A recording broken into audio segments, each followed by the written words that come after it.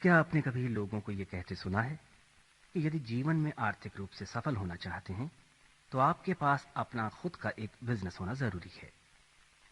हो सकता है आपके मन में हमेशा से खुद अपने बिजनेस का मालिक या बॉस बने रहने की तमन्ना रही हो, या फिर आज के रोजगार की नाजुक हालत को देखते हुए आपके मन में अपनी आय बढ़ाने की और उसे अपने नियंत्रण में रखने की प्रेरणा जगी हो। अपने खुद के बिजनेस की शुरुआत शायद आपके लिए एक बड़ा कदम हो सकता है, और फिर इसे अकेले चला पाना एक और बड़ी चुनौती है। इसमें रिस्क है, जोखिम है। किसी भी बिजनेस को शुरू करने से पहले यह जरूरी है कि आप उसके बारे में सलाह मशवरा या परामर्श जरूर कर लें। लेकिन ये सलाह आपको मिलेगी कहां से?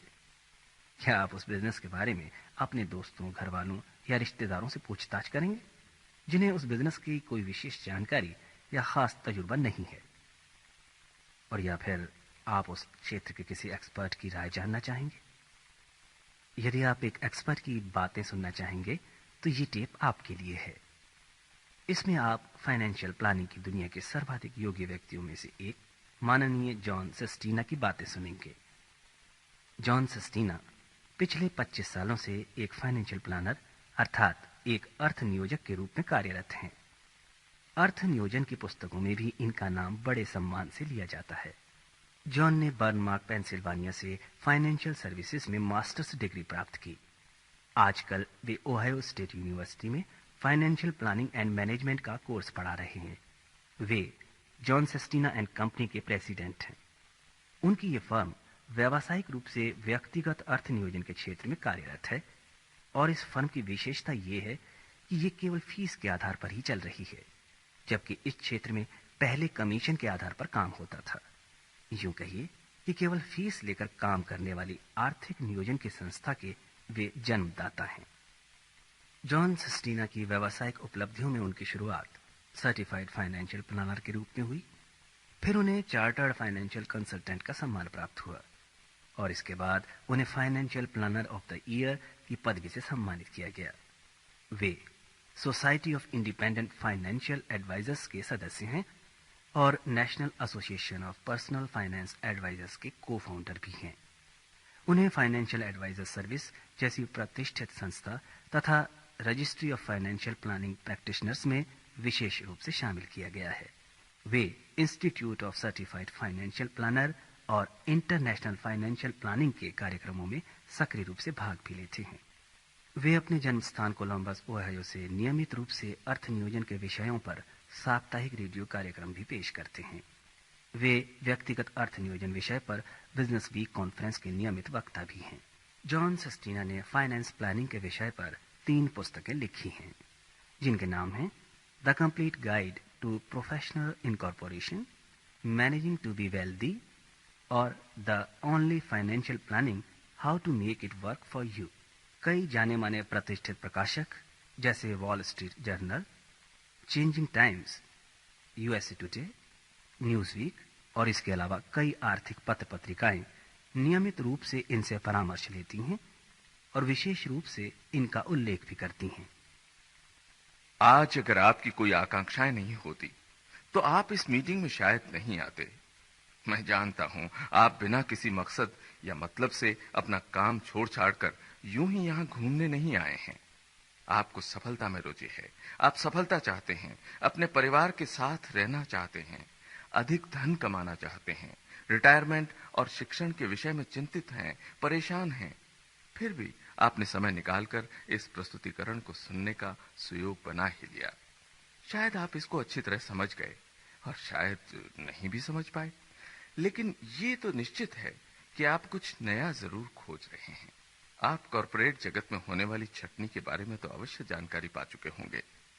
आपको पता है कि आर्थिक रूप से अब कितनी कठिनाइयां बढ़ गई हैं, जबकि आप बहुत परिश्रम कर रहे हैं और साथ ही आपका जीवन साथी भी शायद कार्यरत है। आप अपने भविष्य के बारे में चिंतित हैं और उसके लिए कुछ करना चाहते हैं, और ऐसे में कोई आपको एमवे बिजनेस दिखाता है। जाहिर है आपके दिमाग में कई बातें घूम रही होंगी। उदाहरण के लिए आप जानना चाहेंगे कि क्या वाकई ऐसा कोई बिजनेस है। शायद इसके पहले आपने कोई बिजनेस किया भी न हो, या इतने सारे बिजनेस के विश्लेषण की आवश्यकता भी न पड़ी हो। पिछले 25 वर्षों में मैंने फाइनेंशियल प्लानर की हैसियत से अपने क्लाइंट्स के लिए लगभग 20 से 30 हजार अलग अलग बिजनेस व्यापार का अध्ययन किया है, जिनके लिए मुझे पारिश्रमिक भी मिला है। ज्यादातर व्यापार बहुत उपयोगी नहीं है। इन तमाम अलग अलग व्यापारों को देखने के बाद हर साल मुझे केवल 7-8 बिजनेस ही ऐसे लगे जो मैं अपने क्लाइंट्स को रिकमेंड कर सकूं। और उन सभी व्यापारों में केवल एमवे ही एक ऐसा बिजनेस था जो मुझे सबसे अच्छा और सही लगा। आप सोच रहे होंगे कि ये बात मैं इतने विश्वास के साथ कैसे कह सकता हूं। आपको इसके लिए विश्लेषण करना होगा। किसी भी बिजनेस को अच्छी तरह समझने के लिए विश्लेषण का प्रशिक्षण लेना जरूरी है। आपको शायद आज की प्रेजेंटेशन में कोई विशेष रुचि नहीं आई होगी, क्योंकि आपको इसके बारे में कोई जानकारी नहीं है। तो चलिए पहले ये देखें कि आप इसके बारे में क्या जानते हैं और क्या नहीं। चलिए हम मान लेते हैं कि आप किसी एक फॉर्च्यून 500 कंपनी में कार्यरत हैं, जिसका $2 बिलियन का सेल्स बिजनेस है और उसके 20,000 कर्मचारी हैं, जिनमें 2,000 सफेदपोश यानी व्हाइट कॉलर कर्मचारी हैं। इस कंपनी के उच्च पदाधिकारी ज्यादा से ज्यादा 10 ऐसे व्यक्ति होंगे जिनकी वार्षिक आय $5 लाख से कहीं अधिक होगी। इसके बाद आते हैं 40 सीनियर एग्जीक्यूटिव जो साल में $1 लाख से भी अधिक कमाते हैं। फिर उसके बाद आते हैं जूनियर एग्जीक्यूटिव लेवल के लोग जिनकी वार्षिक आय 80,000 से $1,20,000 के बीच है। ये सारे पद ऐसे हैं जिनमें आपको अच्छी खासी आमदनी प्राप्त होती है। ये सभी लोग कंपनी में एक साधारण हिस्सा चाहते हैं। वे इस कंपनी में हिस्सेदार बनने की कामना रखते हैं जिसके लिए वो काम कर रहे हैं। वो हिस्सा चाहते हैं, आप जानते हैं, और आप भी किसी हिस्से की तलाश में हैं। आप अपना खुद का हिस्सा चाहते हैं क्योंकि आपने कहीं पढ़ा है या सुना है या किसी ने कहा है कि सफलता के लिए अपना खुद का बिजनेस होना जरूरी है। और फिर जब आप अच्छी आमदनी के लिए कुछ अच्छी पोजीशंस देखते हैं तो आपको पता चलता है कि जितनी भी बड़ी कंपनियां हैं या कॉरपोरेशंस हैं, कम से कम कर्मचारियों को रखकर ज्यादा से ज्यादा काम निकालने में प्रयत्नशील हैं। अक्सर लोगों को भी निकाल देना अब सामान्य बात हो गई है और आप इससे परे नहीं हैं। इस बात की जांच करने के लिए अमेरिकन मैनेजमेंट एसोसिएशन ने 800 अलग अलग कंपनियों का सर्वे किया और इसके परिणाम बहुत चिंताजनक थे। उन्हें पता चला कि कई कंपनियों ने अपने कर्मचारियों की छटनी की है और आश्चर्य की बात तो ये थी कि कई कंपनियों ने एक नहीं बल्कि कई बार छटनी करवाई। उन्होंने 4-5 बार अपने कर्मचारियों को छांटकर कंपनी से अलग कर दिया। सबसे चौंकाने वाली बात तो ये थी कि इन कंपनियों में छटनी का दर केवल पिछले 6 वर्षों में 14% से बढ़कर पिछले साल 25% तक पहुंच गया। अब पहले जैसा सब कुछ आसान नहीं रहा। आप पेपर देखते ही आज के हालात के बारे में सब कुछ समझ जाते हैं। पॉल रेनॉल्ड्स, जो एंटरप्रेन्योर मार्केटिंग यूनिवर्सिटी के प्रोफेसर हैं, बताते हैं कि पिछले 25 वर्षों में बड़ी बड़ी कंपनियों में कार्यरत कर्मचारियों की संख्या जबरदस्त रूप से घट रही है। और साथ ही ये भी कहते हैं कि आज कोई बिजनेस शुरू करना बहुत आसान हो गया है। और आप कहते हैं कि बिजनेस की शुरुआत कैसे करूं? कितनी मुश्किलें हैं, कितना जबरदस्त कंपटीशन है, कितनी बड़ी बड़ी कंपनियां हैं, कितनी दुकानें छूट दे रही हैं, कितना कुछ हो रहा है।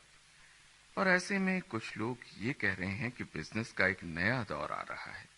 आज की हालत ये है कि लोग बड़ी बड़ी दुकानों और स्टोर से ऊब गए हैं। वे अपनी जरूरत की वस्तुओं को खरीदने के लिए रिटेल स्टोर तक जाने में कोई विशेष रुचि नहीं रखते।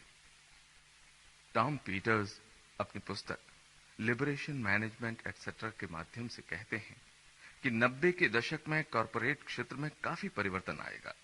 जैसे जैसे बड़े कॉरपोरेशन अपने कर्मचारियों की छटनी कर अपने दायरे को सीमित करते जाएंगे, वैसे ही छोटे छोटे समूह, छोटी छोटी संस्थाएं, छोटी छोटी कंपनियां आपस में जुड़कर एक विशाल बिजनेस गठबंधन के रूप में उभरकर अपने बिजनेस का दायरा बढ़ाएंगे।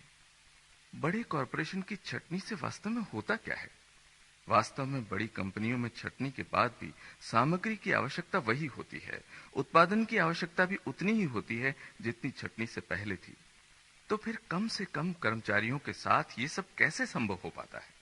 पीटर्स कहते हैं, आज बड़ी कंपनियां छोटी छोटी संस्थाओं और छोटे छोटे कॉन्ट्रैक्टर्स की तलाश में हैं जो उनका सारा उत्पादन अपने यहां कर सके। आज अगर आपको अपना खुद का बिजनेस शुरू करने में कोई रुचि न होती तो आप यहां क्यों आते? तो मुझे पूरा यकीन है कि आप कोई न कोई बिजनेस अवश्य करना चाहते हैं। लेकिन जिस तरह आप आज अपने काम में बिजी हैं, आपके जीवन साथी भी दिन रात कार्यरत हैं, अपने परिवार की जिम्मेदारियां आपके सर पर हैं, तो ऐसे में आपके लिए कोई बिजनेस कर पाना किस तरह मुमकिन है? और यदि है भी, तो आप एक ऐसे बिजनेस की तलाश करेंगे जिसमें कम से कम रिस्क हो। आप अपनी गति के अनुसार बिजनेस सीखना चाहेंगे। आप कोई आर्थिक दबाव भी महसूस नहीं करना चाहेंगे। इस बिजनेस की शुरुआत करने से आप अपना जीवन स्तर भी नहीं गिराना चाहेंगे। वास्तव में अगर आपका ये बिजनेस शुरू हो जाता है, तो आप अपने बॉस को रेजिग्नेशन लेटर थमाने से पहले कुछ राहत की सांस लेना चाहेंगे। इस बिजनेस के बारे में रेडियो, टीवी, न्यूज़पेपर्स और अन्य तमाम सूत्रों द्वारा आपने जो कुछ जानकारियां प्राप्त की हैं, उससे ये बात तो साफ जाहिर है कि किसी भी नए बिजनेस की शुरुआत करने में भारी जोखिम या रिस्क उठाना पड़ता है। आप ये बात अच्छी तरह जानते हैं कि अगर आज आप अपनी नौकरी से इस्तीफा दे दें और अपने पेंशन से लोन लेकर सारा धन और सारा समय अपने नए बिजनेस को चलाने में लगा दें, तो ये कोई जरूरी नहीं कि आपका बिजनेस चल पड़े। आप बिजनेस कैसे चलाएंगे? किन किन बातों का ध्यान रखेंगे? इसके अलावा आपके सामने एक और चुनौती है। आप अपनी कंपनी के प्रति वफादार हैं, अपने पेशे के प्रति वफादार हैं, जिसके अध्ययन एवं प्रशिक्षण में आपने अपनी सारी ताकत लगा दी है। आप अपनी रुचियों को बदलना नहीं चाहते हैं, अपनी कार्यशैली में भी कोई परिवर्तन नहीं चाहते हैं। आप एक क्षेत्र में काम करते हुए दूसरे क्षेत्र के बिजनेस में किस तरह ध्यान दे पाएंगे?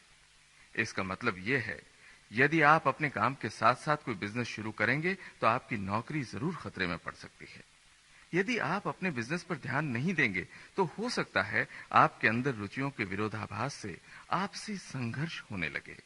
और यदि आपका नया बिजनेस लेबर से संबंध रखता हो, या फिर नॉर्मल बिजनेस के समय होता हो, या उसमें यात्रा की आवश्यकता हो, या फिर अधिक समय या अधिक ध्यान देने की जरूरत हो, तो आप अपनी रुचियों के आपसी संघर्ष को दूर करेंगे ताकि आपकी नौकरी पर इसका कोई बुरा असर न पड़े। ये सब कैसे होगा? आपको किसी ऐसे बिजनेस की तलाश करनी होगी जिसमें आपको ना अधिक समय देना पड़े, ना अधिक धन का निवेश करना हो, ना अधिक छानबीन या अनुसंधान की जरूरत हो, और ना ही ये बिजनेस आप पर एक दायित्व या बोझ बनकर दबाव डाले। आपको बिजनेस का सामान इकट्ठा करने की जरूरत न हो, अधिक स्टाफ रखने की जरूरत न हो, एक जगह पर स्थित रहने की जरूरत न हो, किसी एक ही वस्तु के व्यापार में फंसे रहने की जरूरत न हो। शायद आप एक अनदेखे, अनसुने बिजनेस की कल्पना कर रहे हैं। एक आदर्श बिजनेस की परिकल्पना आपके दिलो दिमाग में अवश्य होगी। तो हमें सबसे पहले उस बिजनेस की तलाश करनी होगी जो हमारे अनुरूप हो, और फिर ये देखना होगा कि हम किस तरह उसे अपनाते हैं। इसके लिए हमें दो थ्योरी का अध्ययन करना होगा जो एक आदर्श बिजनेस के विषय में जानकारी देती है। उदाहरण के लिए ये सिद्धांत हमें ये बताते हैं कि सर्वाधिक बिकने वाली वस्तु वो है जो संपूर्ण विश्व में प्रयोग की जाती है, न कि केवल एक पड़ोस में, नगर में या एक शहर में। कहने का अर्थ है उसकी उपयोगिता आस पड़ोस में ही सीमित न हो, बल्कि पूरे विश्व में उसकी मांग हो। जैसा कि आपने आज के प्रस्तुतिकरण में देखा, जिसमें प्रस्तुतकर्ता ने इसके अंतर्राष्ट्रीय विकास के अवसर के बारे में जानकारी दी, और साथ ही अमेरिका के बाहर विदेशों में इसके वृहद विस्तार के बारे में भी बताया। आप किसी भी आर्थिक पत्र पत्रिका में एमवे की कार्यक्षमता, विकास एवं विस्तार की जानकारी प्राप्त कर सकते हैं। नए उभरते हुए मार्केट्स में इसकी प्रतिबद्धता और आर्थिक कार्यक्षमता का परिचय आपको अवश्य मिलेगा। इस बिजनेस का मार्केट वृहद और विश्वव्यापी है तथा इसकी कार्यक्षमता अथाह है। इस बिजनेस थ्योरी का अगला सिद्धांत यह है कि आपके पास एक ऐसा प्रोडक्ट हो जिसकी मांग हमेशा बनी रहे, जिसका प्रयोग लगातार होता रहे। अगर आप अपनी कंपनी खोलते हैं तो इस बात का आपको विशेष ध्यान रखना होगा। बड़े बड़े मगरमच्छ आपके बिजनेस के तालाब में चारों ओर घूमते हुए दिखाई देंगे। वो आपकी बिजनेस शैली को बदलने का प्रयास भी करेंगे। वो अपनी नियंत्रण रेखा के भीतर रहकर आपको परेशान भी करेंगे ताकि आप उस बिजनेस को छोड़ दें। अंततः आपके सारे प्रयासों को विफल करते हुए वो आपको परास्त कर देंगे या फिर आपको खरीद लेंगे। ऐसे में आपके बिजनेस के विकास की संभावनाएं बहुत ही सीमित रह जाएंगी। लेकिन जैसा कि आपने प्रस्तुतिकरण में सुना होगा, एमवे के बहुआयामी उत्पाद हैं। बार बार लगातार इसके उत्पादों की संख्या दिन ब दिन बढ़ती जा रही है।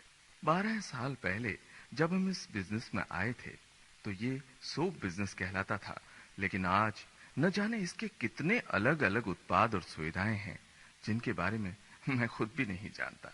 अच्छा होगा कि इसके लिए आप विवरण पुस्तिका देखें। डो थ्योरी के अगले सिद्धांत के अनुसार आपको बिजनेस के लिए कम से कम मजदूरों की आवश्यकता होनी चाहिए। जितने कर्मचारी कम होंगे उतना ही अच्छा आपका बिजनेस होगा।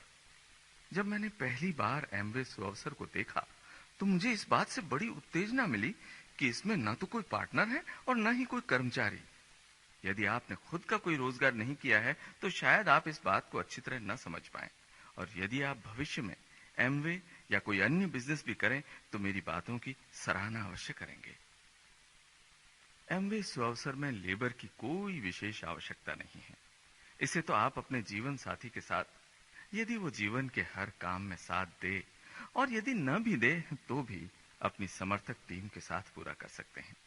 आपकी सहायता एवं समर्थन के लिए आपकी टीम हमेशा तत्पर रहती है। इसका अगला सिद्धांत है, किसी भी मनुष्य या पशु की निरंतर आवश्यकताओं की पूर्ति अवश्य हो। जब मैंने ये पढ़ा तो ये मुझे बड़ा ही रुचिकर लगा। फिर मैंने एमवे के उत्पादों की ओर गौर किया।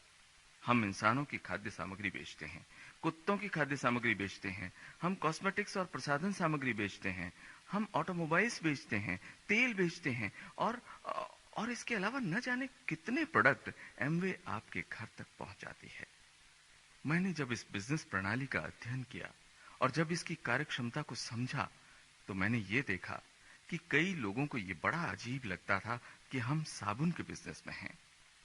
मेरे घर के पास एक बहुत बड़ी साबुन की कंपनी है और उस कंपनी ने साबुन के बिजनेस में बहुत प्रगति की है। ये बात मैंने तब समझी जब मैंने उनका मार्केटिंग प्लान देखा। उनके प्लान से एक बात मैं अच्छी तरह समझ गया कि इस प्रोडक्ट की मांग लोगों में हमेशा बनी रहेगी। किसी भी हालत में इसकी उपयोगिता कम नहीं होगी। साबुन तो बस एक उदाहरण था। जाहिर है एमवे कॉरपोरेशन इससे कहीं अधिक सक्षम है। इस थियरी का अगला नियम है, किसी भी बिजनेस के ऊपरी खर्चे या ओवरहेड्स यानी ऑफिस आदि के एक्स्ट्रा खर्चे कम से कम होने चाहिए। यहां पर तो आपको इस बात से कोई चिंता ही नहीं होनी चाहिए, क्योंकि एमवे का सारा बिजनेस घर से ही संचालित होता है। आपको घर से बाहर निकलने की आवश्यकता नहीं, लोन या बॉन्ड भरने की जरूरत नहीं, पट्टा या लीज की जरूरत नहीं। आपको अपने बिजनेस या अपना खुद का इंश्योरेंस या बीमा करवाने की जरूरत नहीं। आजकल के बिजनेस की तमाम आर्थिक वचनबद्धता तथा बंधनों से आप पूरी तरह मुक्त हैं।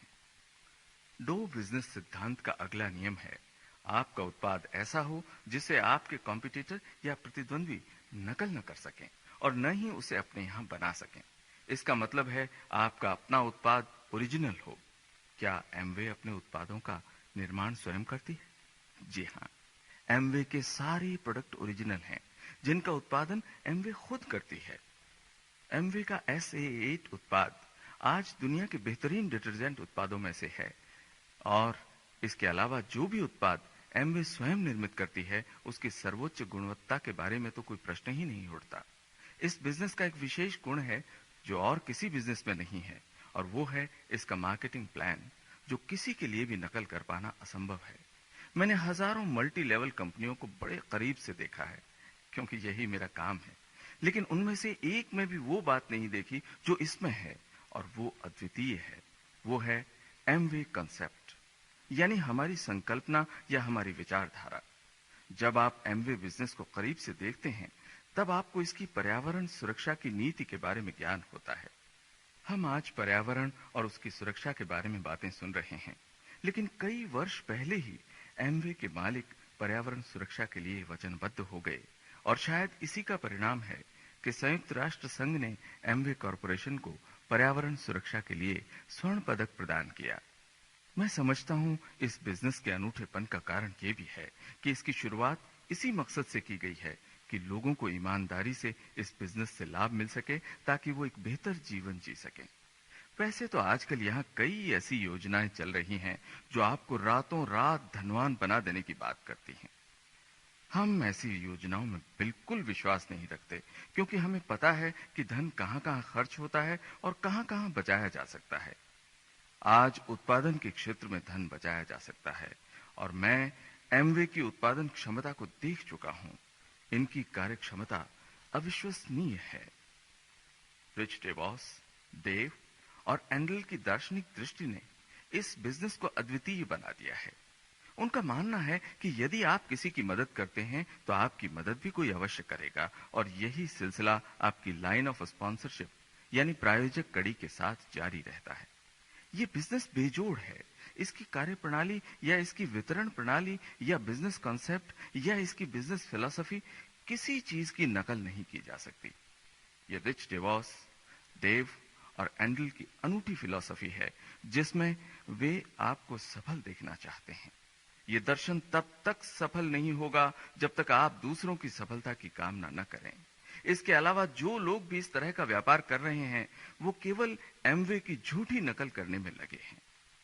इस बिजनेस का अगला आदर्श नियम है कि इसमें आपको बहुत सारी धनराशि लगाने की जरूरत नहीं। मुझे याद है, जब मैंने पहली बार प्लान देखा तो मुझे इतने कम खर्च में बिजनेस शुरू करना बड़ा मुश्किल लगा। मैंने इतने सस्ते ढंग से किसी बिजनेस की शुरुआत नहीं की थी। मैंने 2 कंपनियों को खड़ी करने में मदद की थी, 2 राष्ट्रीय निगम की स्थापना में सहायता की, होटल, रेस्तरां, शॉपिंग सेंटर, सब में मेरा हिस्सा लगा था। यहां तक कि रेस के घोड़े, स्टॉक मार्केट, तेल के कुएं, बॉन्ड इत्यादि में मैंने निवेश किया हुआ था। ये मेरे लिए बड़ी आम बात थी कि यदि किसी बिजनेस में विशेष सफलता प्राप्त करनी होती तो मुझे उस बिजनेस में लाखों डॉलर्स का निवेश करना होता था। और यहाँ जब मैंने निवेश की रकम पूछी तो भौंचक्का रह गया। मुझे विश्वास ही नहीं हुआ कि इतनी कम रकम में भी बिजनेस किया जा सकता है। इसलिए कभी अपनी संभावित आमदनी का इस बिजनेस के छोटे से निवेश से अंदाजा मत लगाइए। रिच डिवॉस, देव और एंडल के बुद्धि कौशल का परिचय इस बात से भी मिलता है कि वो चाहते थे कि ये बिजनेस हर एक व्यक्ति के लिए उपलब्ध हो, चाहे वो किसी भी जाति, धर्म, व्यवसाय या राष्ट्र का हो। अवसर सबके लिए बराबर हों, चाहे वो किसी भी शिक्षण स्तर, सामाजिक स्तर या आर्थिक स्तर पर हो। इस बिजनेस में किसी भी प्रकार का कोई भेदभाव नहीं है और ना ही उनसे उपजने वाली कोई समस्या है। इस बिजनेस की अगली विशेषता है कि ये एक ऐसा बिजनेस है जो केवल नकद पर चलता है। इसमें उधार का कोई स्थान नहीं है। जो लोग किसी न किसी व्यापार में लगे हैं, वे इस बात को अच्छी तरह समझते हैं, क्योंकि आपके व्यापार का बहुत सारा धन दूसरों की तिजोरी में बंद रहता है और आपके पास केवल खाते में कुछ संख्याएं लिखी रहती हैं। जब कई हफ्तों के अथक प्रयास के बाद ये बाकी पैसा आपके पास आता है, तो पहले आपको उसमें से अपने कर्मचारियों की तनख्वाह देनी होती है, फिर दुकान या जगह का भाड़ा किराया चुकाना होता है, फिर इंश्योरेंस कंपनी का प्रीमियम भरना होता है, ट्रकों या ट्रांसपोर्ट का पैसा देना होता है, कंप्यूटर खरीदना होता है, और पता नहीं ऐसे न जाने कितने खर्च होते हैं जो आपके व्यापार में आपको करने होते हैं। और फिर जो कुछ इन सब से बच पाता है वो सरकारी टैक्स में चला जाता है। यानी आपका ज्यादातर लाभांश आपकी किताबों में ही दिखाई देता है। लेकिन यहाँ एमवे बिजनेस में आपको उस व्यक्ति की चिंता करने की जरूरत नहीं जिसने आपका उत्पाद या सुविधा खरीदा हो, क्योंकि यहाँ पर सब कुछ नकद है। मैं जानता हूं आपके व्यापार में कितनी बार ऐसा होता है कि आपके उत्पाद और सुविधाओं का लाभांश तो दूर रहा, आपका खरीद मूल्य भी नहीं मिल पाता। तो आपका बिजनेस कैश का होना चाहिए।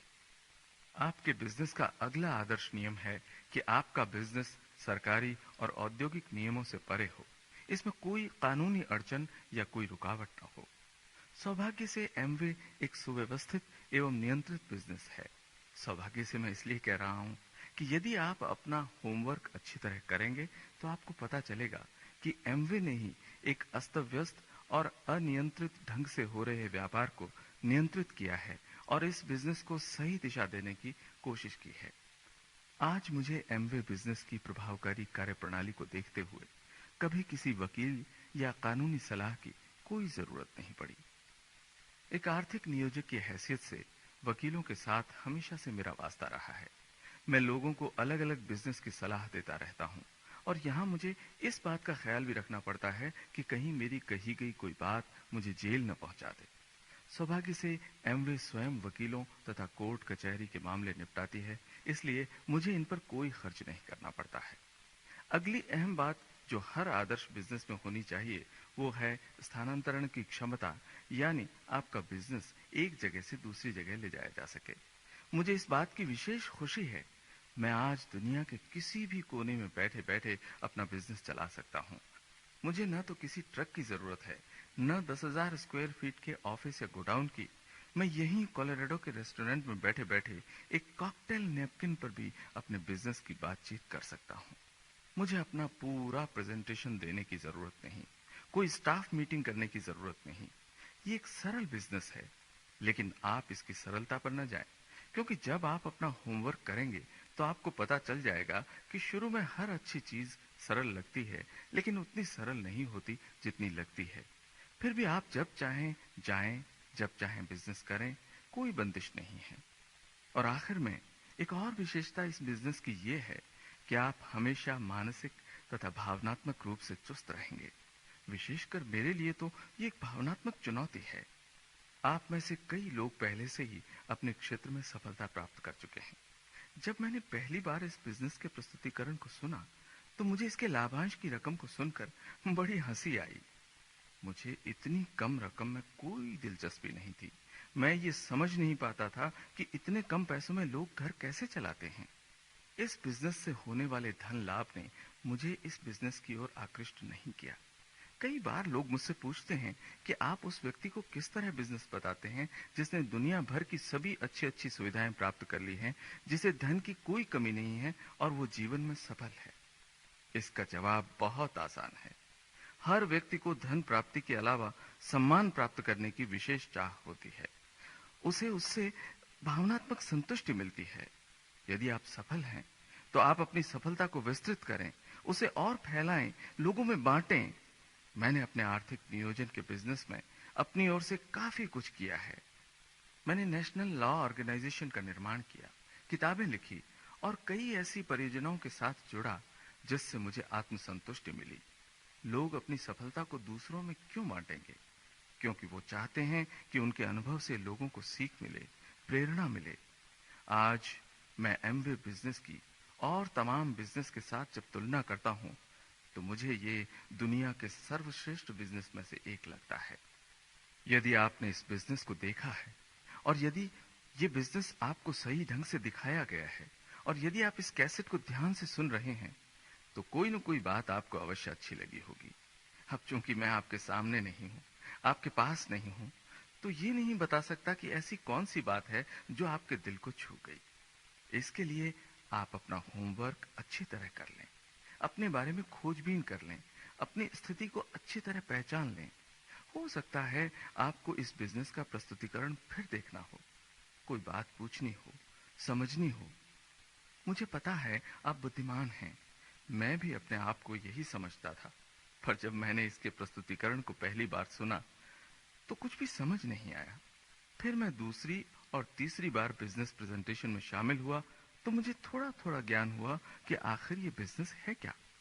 आपको एक दो मीटिंग में शामिल होकर ये देखना होगा कि लोग प्रशिक्षित कैसे होते हैं, इसके उत्पाद कहां से आते हैं, वितरण कैसे होता है।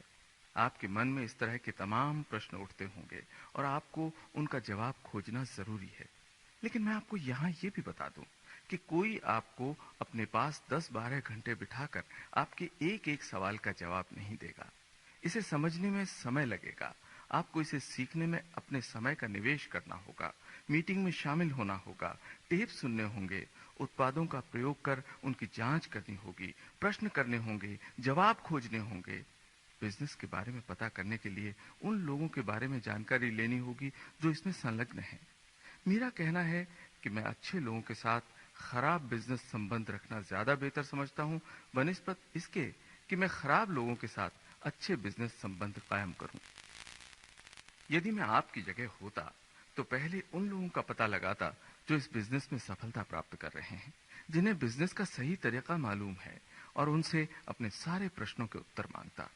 तो अब आपके पास बहुत सारा काम हो गया है। ये बस आपकी शुरुआत होगी। आप शायद उत्तेजित हो गए हों जैसे मैं हुआ था, लेकिन आप अपनी उत्तेजना के बारे में किसी को बताना नहीं चाहेंगे, और ये बिल्कुल ठीक है। जरा सोचिए, आपने जो प्रस्तुतिकरण देखा है, कहीं यही आपके प्रश्नों का हल तो नहीं? आप इस बिजनेस से वो सब कुछ प्राप्त कर सकते हैं जिनकी आपको तमन्ना है। आप इस बिजनेस को अच्छी तरह जांचिए, परखिए, और एक दिन यहाँ मंच पर आकर मुझसे अवश्य मिलिएगा। अभी हमने विश्व के जाने माने आर्थिक विशेषज्ञ जॉन सेस्टिना द्वारा बिजनेस के विषय में महत्वपूर्ण जानकारी प्राप्त की। हमें आशा है इनके आर्थिक विषय के ज्ञान और अनुभवों से आपको अवश्य लाभ हुआ होगा। एमवे बिजनेस की अधिक जानकारी के लिए आप उस व्यक्ति से संपर्क करें जिसने आपको ये टेप दिया है।